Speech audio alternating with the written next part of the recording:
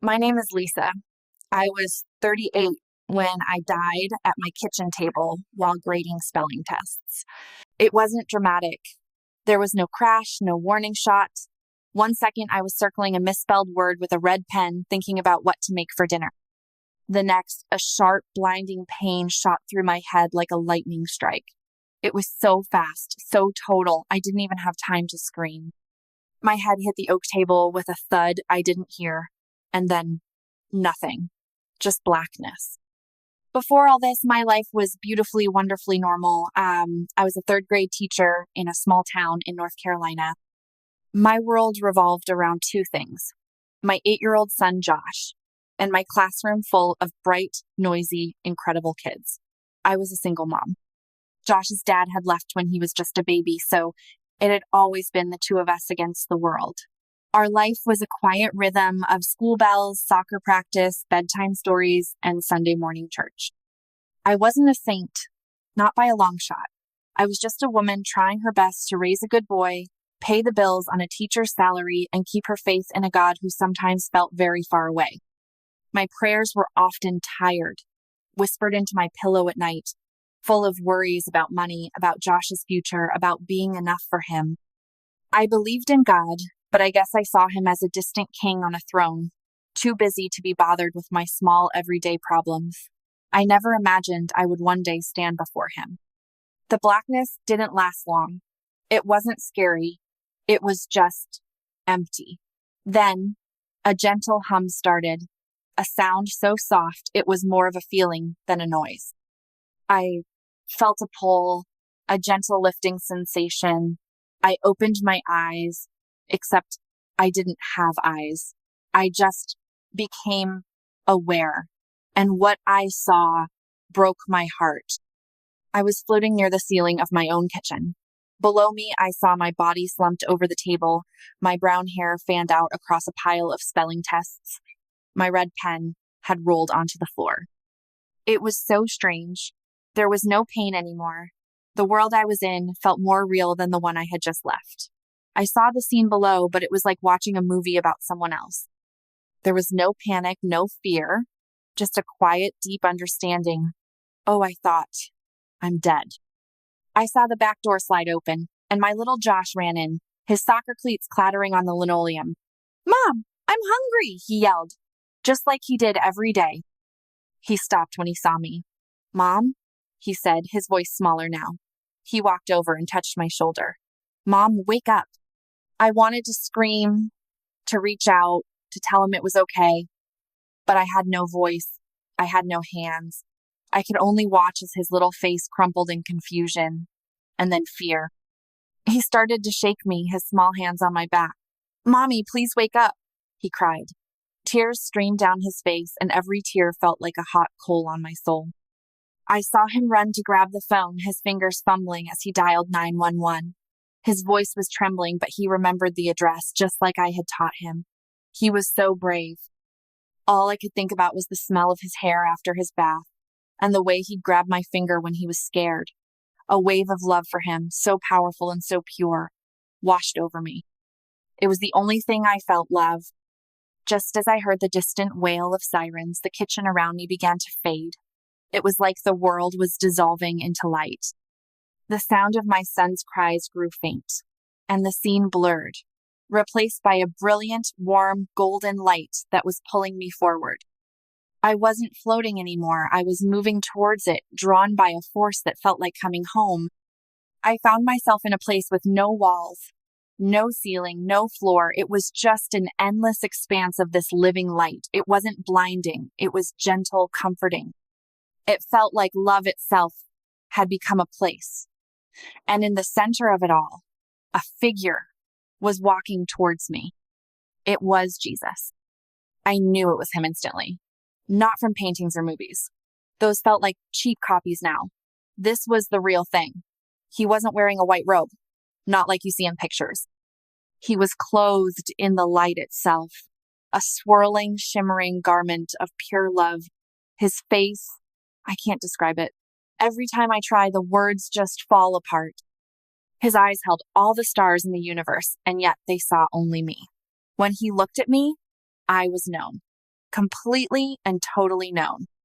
Every mistake I ever made, every secret shame I ever held, every selfish thought, every moment of doubt, he saw it all, and there was no judgment in his eyes. There was only a love so deep, so profound, it shattered every wall I had ever built around my heart. Tears streamed down my face, but they weren't tears of sadness, they were tears of relief. The weight of my whole life, all the guilt, all the worry, it all just melted away in his gaze. I didn't have to pretend anymore. I was home. His voice wasn't a sound that entered my ears. It was a feeling that resonated in the very core of my being. It was the sound of 1,000 waterfalls and a quiet whisper all at once. "Lisa," he said, and my name in his mouth was the most beautiful song I had ever heard. "Welcome. You are loved." I just wept. I couldn't speak. I fell to my knees, though there was nothing to kneel on, and I just sobbed in front of him. All the years of feeling alone, of striving, of trying to be good enough, it was all gone. He reached out his hand, and when his fingers touched my cheek, a jolt of pure life, pure peace, shot through me. It was the feeling I had been searching for my entire life. "I tried my best," I whispered, my voice choked with emotion. He smiled, and the whole of heaven seemed to smile with him. "I know," he said, "and your best was always enough for me." He helped me to my feet, and we began to walk. Though we weren't really going anywhere, we were just together. The light around us swirled with colors I had never seen before, beautiful, living colors that sang with joy. "I have something to show you," he said, his voice both gentle and filled with purpose. "I want to show you about prayer. I have heard all of yours, Lisa, every single one. But my children do not understand the power they hold, and they often unknowingly diminish it." Suddenly, the light around us shifted. It was like we were standing in a great theater watching a scene unfold. I saw a woman on her knees by her bed. She looked tired, worried. I recognized the look on her face. It was the same look I had in the mirror most nights. I watched as she began to pray. "Oh God," she said, her voice trembling, "I hope you can hear me. I hope you're listening." As she spoke those words, "I hope," I saw something happen in the spirit. A faint, shimmering shield of light formed around her prayer as it ascended. It was beautiful, but it was also muffled, dimmed. Jesus turned to me, his eyes full of compassion. "Lisa, the first word you must not use in prayer is hope, in the way humans mean it. Your hope is not a wish, it is a certainty in me. When you say, 'I hope you hear me,' you are planting a seed of doubt in your own prayer. You are telling your own heart that my presence is not a guarantee, but I am always listening. I am closer than your own breath." He waved his hand, and the scene changed. Now, I saw the same woman, but this time she prayed differently. "Father," she said, her voice quiet but firm, "I know you hear me. I am speaking to you now." The difference was staggering. This time, as her words went up, they weren't a faint shimmer. They were a brilliant, blazing arrow of pure light, shooting straight into the heavens. I saw it pierce through a darkness I hadn't even noticed before, a heavy, oppressive gloom that was hanging in the air. The darkness recoiled from the light of her confident prayer. It was powerful. It was real. "Wow," I whispered in absolute awe. Jesus nodded. "Faith is the currency of my kingdom. To pray with 'I know' instead of 'I hope' is to pray with faith. It is not arrogance, it is trust. It is standing on my promise that I am with you always." Then he showed me another scene. This time, it was a man in his car stuck in traffic. He was praying out of frustration. "God, if it be your will, please just get me out of this traffic jam. I'm going to be late." As he said, "If it be your will," for something so small, something that wasn't a matter of moral right or wrong, I saw another strange thing happen. The prayer just hovered. It floated in the air with a question mark made of smoke hanging over it. It had no power. It had no direction. Jesus looked at me, his expression serious but so loving. The second phrase, he said, is if it be your will. When you are praying for things that I have already promised you or things that are clearly good and right, my will is for you to have peace. My will is for you to be provided for. My will is for you to walk in health. My will is for you to show love to others. When you add if it be your will to these things, you are questioning my very character. You are treating my goodness as if it is uncertain. He continued, his voice filling me with a new understanding. It is right to say, if it be your will, when you are facing a great crossroad, when you do not know which path is mine. It shows humility. But when you are praying for daily bread, for strength, for your day, for the safety of your child, do not ask if it is my will. Declare that it is my will. Pray with boldness. Come to my throne with confidence as my child, not as a beggar who is unsure if the king will be in a good mood. I thought of all the times I had prayed, Lord, if it's your will, please just help me get through this day. I thought I was being humble. But he was showing me I was actually diminishing his desire for my good. I was putting a condition on his love.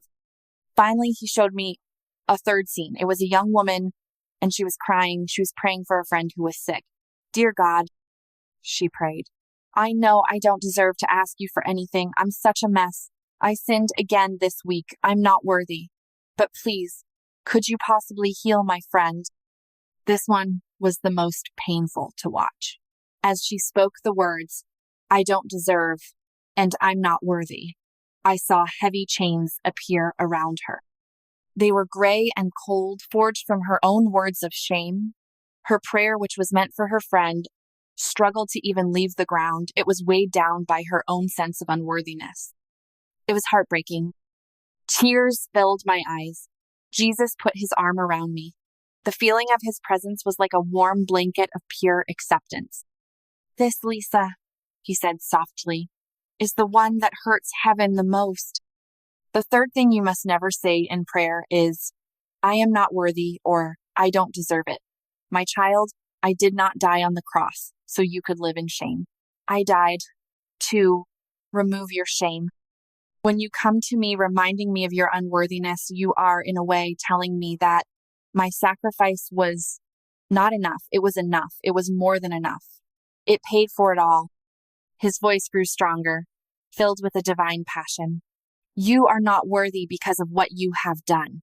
You are worthy because of what I have done. When you pray, you are not coming in your own name. You are coming in my name. You are covered by my blood. You are my beloved. So come to me as a beloved child. Come knowing you have a right to be here, a right that I bought for you with my own life. Acknowledge your sins, yes, repent, but do not live there. Receive my forgiveness and then stand up, lift your head, and ask me for the mountains you need moved. I saw the scene change again. The same young woman was praying, but now she said, Father, I come to you in the name of Jesus. I thank you that because of him, I can stand here. I ask you for healing for my friend, based not on my goodness, but on yours. Her prayer exploded from her like a supernova. It was a column of pure white-hot light that roared into the heavens. I saw angels attend to it. I saw darkness flee from it. And I saw a gentle, healing light begin to descend upon the friend she was praying for. The difference was night and day. I understood it was so simple, yet so profound. Hope became knowing, if it be your will, became declaring his will. I'm not worthy became, I am worthy in him. It wasn't about commanding God. It was about aligning with his heart, with his promises, with his finished work. It was about unlocking a power that was already ours. I looked at Jesus, my heart overflowing with a gratitude so immense I felt it might burst. Thank you, I whispered. I never knew. He smiled at me, a deep, knowing smile. And in that smile, I felt a familiar sadness begin to creep in. I knew what was coming next. I didn't want to leave.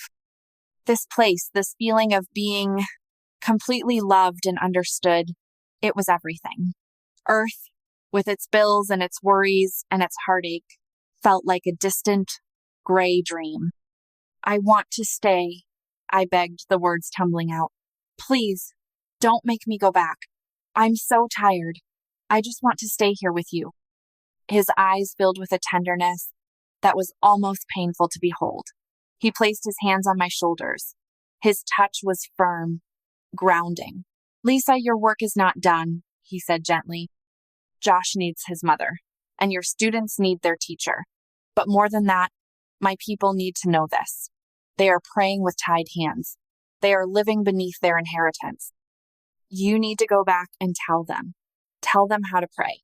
Tell them that I am not a distant king, but a loving father who is waiting for them to come to him with boldness." The thought of leaving him, of leaving this peace, was like a physical tear in my soul. I started to cry, real, heartbroken sobs. "I don't know if I can," I cried. "It's so hard down there." "I know," he said, pulling me into an embrace. I rested my head on his chest, and I could feel a love that was stronger than death, stronger than any fear. "But you will not be alone. I will be with you. Every step, every prayer, every moment. Now when you pray, you will know and you will be strong. Go and be my light." He looked into my eyes one last time. "I love you," he said. And with that one last feeling of ultimate love, I felt a powerful jolt, like being pulled backwards at an impossible speed. The light faded. The feeling of peace was ripped away, replaced by a blinding, shocking pain in my head and my chest. I gasped. A raw, ragged breath filled my lungs. The light was harsh, artificial. There was a steady beeping sound next to my ear. My whole body ached. Someone was yelling my name. "Lisa! Lisa! Can you hear me? Squeeze my hand." My eyelids fluttered open. A blurry face was leaning over me. A doctor. I was in a hospital bed. Tubes were in my nose, an IV in my arm. I felt a tube in my throat and started to cough, a dry, racking cough. "She's back! We got her back!" someone shouted. A nurse rushed over. I saw tears in her eyes. "Honey, you gave us a real scare," she said, her voice thick with emotion. The doctor shone a light in my eyes. "Lisa, do you know where you are?" I tried to speak, but my throat was too raw. I just nodded weakly. "You've been gone for a while," he said, his voice full of disbelief. "You had a massive cerebral aneurysm. You were clinically dead in your kitchen for at least 12 minutes before the paramedics started CPR. We lost you twice on the table here. In total, you were without a heartbeat for over 23 minutes. We were about to call it." He shook his head, looking at my chart. "There's no medical reason for you to be awake right now. None. Let alone lucid. It's a miracle." I knew it was, but the word miracle felt too small. I had just left the arms of the one who created miracles. The pain in my body was immense, but it was nothing compared to the pain of being separated from him. I started to weep uncontrollably, not for the pain, but for the loss. I had just left heaven.